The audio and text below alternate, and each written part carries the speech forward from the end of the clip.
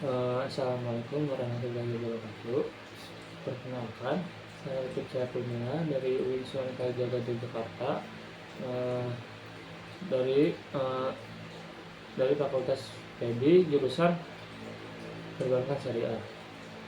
Di sini saya akan menjelaskan tentang hipotesis satu sampel dan dua sampel. Nah, langsung saja ke pengertiannya. Pengertian hipotesis adalah sebuah pernyataan atau dugaan yang diajukan untuk diuji kebenarannya melalui proses pengamatan, eksperimen, atau penelitian ilmiah.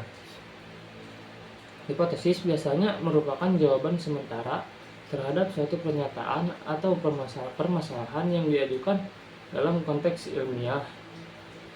Tujuannya dari pengujian permasalahan yang diajukan dalam konteks ilmiah ini, hipotesis adalah untuk menguji kebenaran atau kevalidan suatu asumsi atau prediksi yang dibuat berdasarkan pengamatan atau pengetahuan sebelumnya. Hipotesis dapat menjadi dasar bagi penyelidikan lebih lanjut dan dapat diterima, ditolak, atau dimodifikasi berdasarkan hasil penelitian yang diperoleh. Nah, hipotesis ini digunakan untuk menentukan apakah ada cukup bukti dalam sampel untuk mendukung pernyataan tertentu tentang populasinya. Nah, yang selanjutnya ada komponen uji hipotesis. Komponen uji hipotesis ini dibagi menjadi ada dua. Yang pertama itu hipotesis 0 atau H0. Yang kedua itu hipotesis alternatif atau bisa disebut HA. Nah, hipotesis 0 ini sering disimbolkan sebagai H0. Nah, adalah pernyataan yang digunakan dalam pengujian statistik yang menyatakan bahwa tidak ada efek atau perbedaan yang signifikan dalam konteks penelitian yang dilakukan. Nah, hipotesis ini berfungsi sebagai dasar untuk pengujian statistik, di mana tujuan dari analisis data adalah untuk menentukan apakah ada cukup bukti untuk menolak hipotesis 0 dan menerima hipotesis alternatif HA atau HI. Nah, hipotesis 0 ini memiliki beberapa aspek penting. Nah, yang pertama itu pengujian statistik. Nah, dalam pengujian statistik ini, data dari sampel yang digunakan untuk menentukan apakah hipotesis 0 ini dapat ditolak. Ini dilakukan melalui uji statistik seperti uji T, uji chi-square, atau analisis varian atau ANOVA.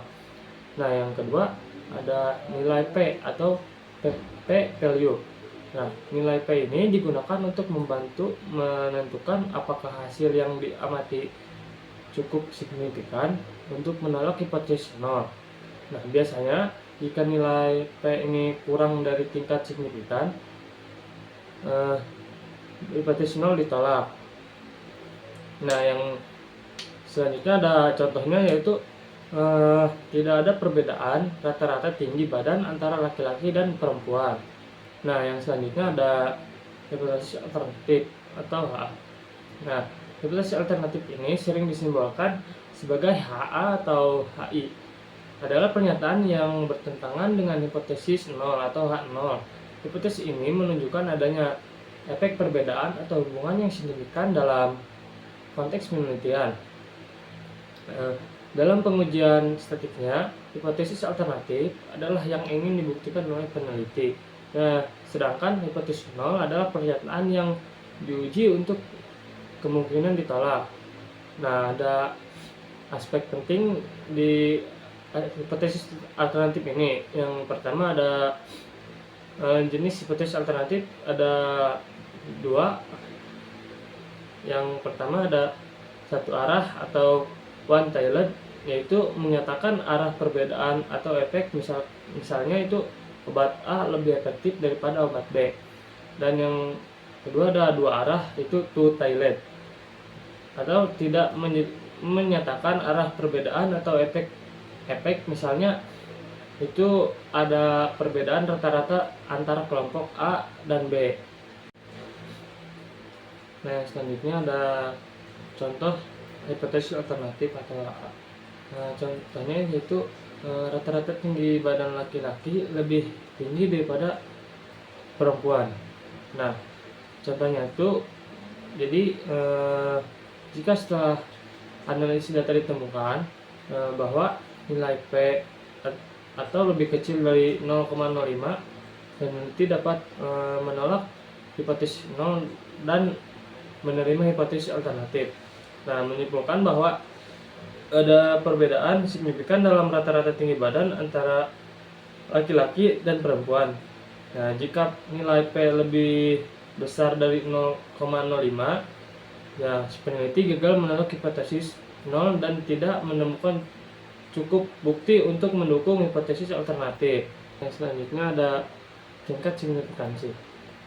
Tingkat signifikansi adalah ambang batas yang digunakan dalam pengujian statistik untuk menentukan apakah hasil dari pengujian tersebut cukup signifikan untuk menolak hipotesis 0. Nah, tingkat signifikansi ini sering disimbolkan dengan huruf kecil a atau alfa. Nah, tingkat signifikansi ini memiliki beberapa aspek poin penting. Nah, yang pertama ada definisi formal. Tingkat signifikansi adalah probabilitas maksimum yang dapat diterima untuk membuat kesalahan tipe 1 menolak hipotesis 0 ketika seharusnya tidak. Nah, jika hipotesis benar. Nah, yang kedua ada nilai umum. Nilai umum ini yang sering digunakan untuk tingkat signifikansi. Nah, adalah 0,05 atau 5%. Nah, artinya jika nilai P yang dihasilkan dari ujian statistik kurang dari 0,05, maka hasil tersebut dianggap signifikan secara statistik. Nah, yang terakhir ada hubungan nilai P. Nah, nilai P adalah probabilitas observasi yang lebih ekstrim terjadi jika hipotesis 0 benar. Nah, jika nilai P lebih kecil dari tingkat signifikan yang telah ditetapkan, misalnya 0,05, maka kita menolak hipotesis 0. Nah, yang selanjutnya ada contohnya. Nah, contohnya itu jika kita menggunakan tingkat signifikansi A sama dengan 0,05, maka jika nilai P yang dihitung dari penguji statistik kurang dari 0,05, kita akan menolak hipotesis 0. Nah, ini berarti kita menganggap hasil tersebut signifikan secara statistik. Nah, yang pembahasan yang selanjutnya ada hipotesis satu sampel.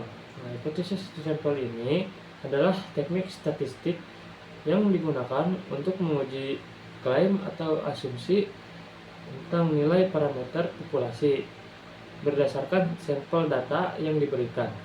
Nah, ini sering digunakan untuk menentukan apakah sampel data menyediakan bukti yang cukup untuk menarik kesimpulan tentang populasi yang lebih luas. Nah, yang selanjutnya ada langkah-langkah uji hipotesis satu sampel. Langkah-langkah uji sampel ini ada 6. Yang pertama yaitu merumuskan hipotesis, yang kedua menyusun hipotesis atau H0 dan HA, dan yang ketiga menentukan tingkat signifikansi, yang keempat memilih metode pengujian, yang kelima membuat keputusan, dan yang terakhir menginterpretasikan hasil. Nah, yang pertama merumuskan hipotesis. Merumuskan hipotesis ini, langkah yang pertama adalah merumuskan hipotesis yang ingin diuji.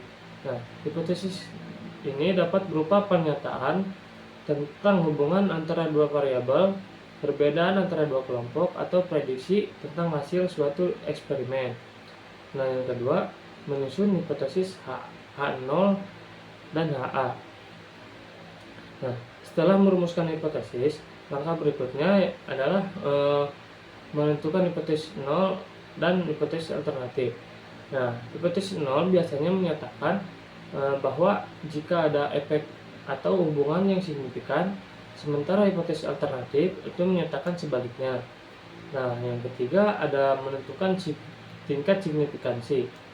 Nah, tingkat signifikansi adalah tingkat risiko yang dapat diterima untuk melakukan kesalahan dalam menolak hipotesis 0 ketika sebenarnya hipotesis 0 benar. Nah, biasanya tingkat signifikansi yang umum digunakan adalah 0,05 atau 0,01. Nah, yang keempat ada memilih metode pengujian. Nah, berikutnya pemilih metode pengujian yang sesuai dengan jenis data dan desain penelitian. Metode pengujian yang umum digunakan termasuk uji T, uji chi-square, ANOVA, regresi, dan lain-lain. Dan yang kelima ada membuat keputusan.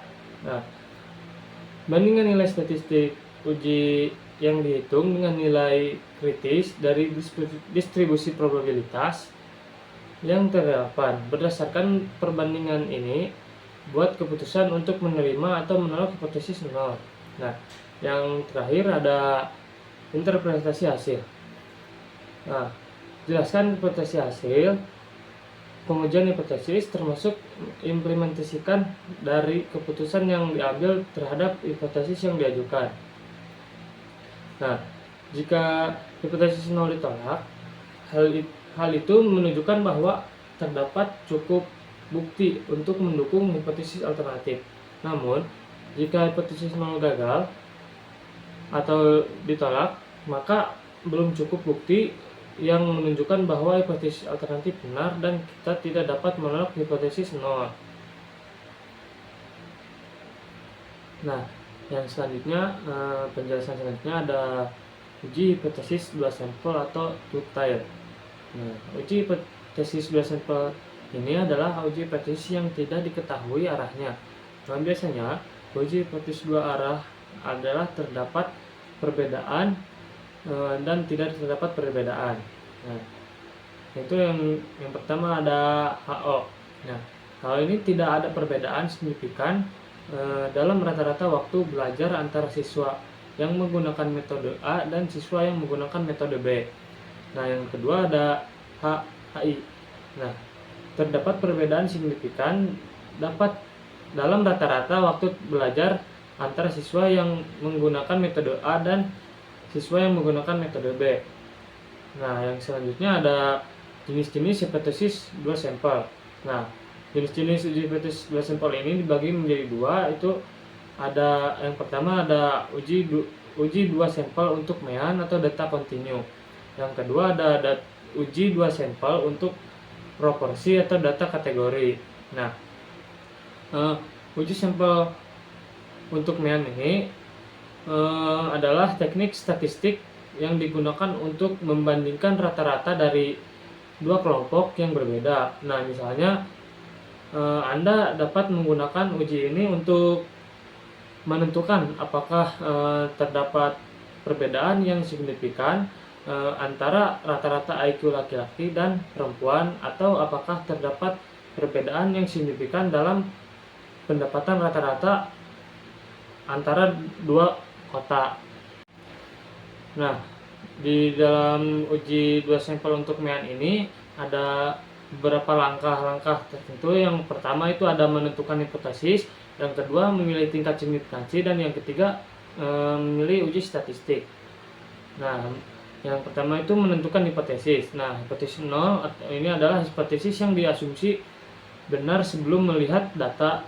Nah, biasanya menyatakan tidak adanya perbedaan antara kelompok. Nah, hipotesis alternatif atau HA ini adalah hipotesis yang ingin dibuktikan atau diterima, biasanya menyatakan adanya perbedaan antara kelompok.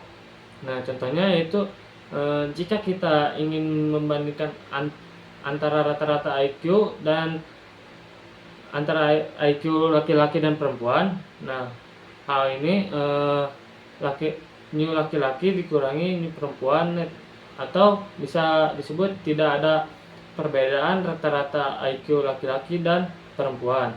Nah, A-nya itu ada perbedaan antara rata-rata IQ laki-laki dan perempuan.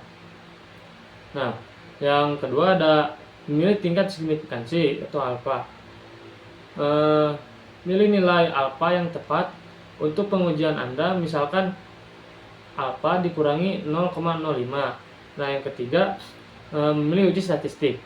Nah, pilihan uji statistik ini tergantung pada apakah varian populasi diketahui atau tidak, serta apakah kedua sampel yang dibandingkan berpasangan atau tidak, beberapa uji statistik yang umum digunakan untuk dua sampel. Untuk MEAN itu ada dua, itu uji T independen dan uji T independen dengan asumsi varians populasi sama. Nah, uji T independen ini digunakan ketika kedua kelompok tidak berpasangan dan varians populasi tidak diketahui. Nah, yang kedua uji T independen dengan asumsi varians populasi sama, yaitu digunakan ketika kedua kelompok tidak berpasangan dan varians populasi diasumsi. Nah, yang selanjutnya ada yang kedua itu ada uji dua sampel untuk proporsi atau data kategori. Nah, uji dua sampel untuk proporsi adalah teknik statistik yang digunakan untuk membandingkan proporsi dari dua kelompok yang berbeda. Teknis ini sering digunakan untuk menentukan apakah ada perbedaan signifikan antara dua kelompok dalam proporsi tertentu. Nah, seperti proporsi preferensi politik antara dua kelompok usia atau proporsi keberhasilan dalam dua metode pengobatan yang berbeda. Nah, di dalam uji dua sampel proporsi ini ada langkah-langkahnya. Yang pertama adalah menentukan hipotesis. Nah, hipotesis 0 adalah hipotesis yang diasumsi benar sebelum melihat data, biasanya menyatakan tidak ada perbedaan antara proporsi kelompok. Nah, hipotesis alternatif itu adalah hipotesis yang ingin dibuktikan atau diterima, biasanya menyatakan adanya perbedaan antara proporsi kelompok. Nah, contohnya yaitu jika kita ingin membandingkan proporsi pelanggan yang puas antara dua merek ponsel. Nah, yang pertama ada HO, yaitu P1 dikurangi P2, atau tidak ada perbedaan antara proporsi pelanggan yang puas dengan merek ponsel A dan B.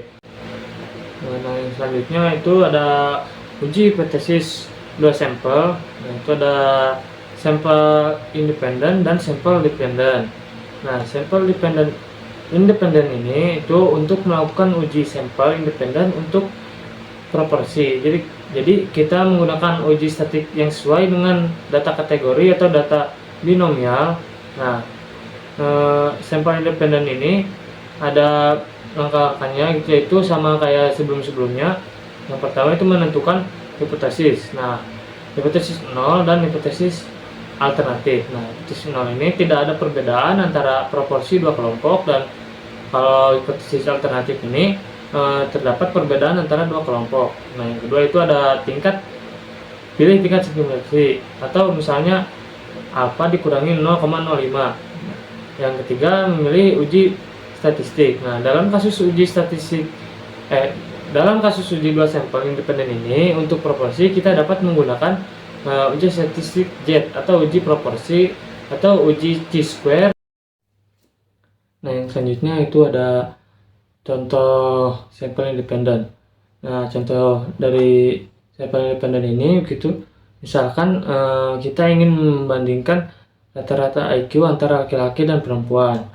Nah, yang selanjutnya yang kedua yaitu ada sampel independen. Sampel independen ini adalah teknik statistik yang digunakan untuk membandingkan dua kelompok data yang saling terkait atau terpasangkan. Nah, dari sampel independen ini ada beberapa langkah-langkah, itu sama kayak sampel independen. Yang pertama itu menentukan hipotesis. Nah, hipotesis 0 dan hipotesis alternatif. Nah, hipotesis 0 ini tidak ada perbedaan antara dua kondisi, dan kalau hipotesis alternatif ini ada perbedaan antara dua kondisi. Nah, contohnya yaitu H0 new sesudah atau new sebelum dikurangi 0 sama dengan 0. Nah, kalau AA new sesudah dikurangi new sebelum tidak sama dengan 0. Nah, yang kedua itu memilih tingkat signifikansi, yaitu memilih nilai. Nah, yang selanjutnya ada contoh sampel dependen. Nah, contoh sampel dependen ini misalkan kita ingin membandingkan efek pengobatan sebelum dan sesudah investasi pada pasien yang sama. Nah, yang selanjutnya ada uji signifikansi. Nah, itu bila hipotesis dirasional, maka pengujian signifikansi satu pihak pernyataan hipotesis ini menggunakan kata lebih besar atau lebih kecil, positif atau negatif. Nah, bila hipotesis tidak terarah, maka pengujian signifikansi dua pihak, pernyataan hipotesis ini menggunakan kata sama dengan, tidak sama dengan, dan berpengaruh atau berhubungan. Nah, yang terakhir itu ada kesimpulannya itu uji hipotesis adalah alat penting dalam statistik untuk membuat keputusan tentang populasi berdasarkan data sampel. Terus yang kedua itu uji sampel dan dua sampel digunakan untuk menguji pernyataan tentang parameter populasi. Yang terakhir, pemahaman yang tepat tentang komponen uji hipotesis dan jenis kesalahan yang mungkin terjadi sangat penting untuk interpretasi hasil yang akurat. Nah, mungkin cukup sekian dari penjelasan saya. Mohon maaf apabila ada perkataan yang salah. Assalamualaikum warahmatullahi wabarakatuh.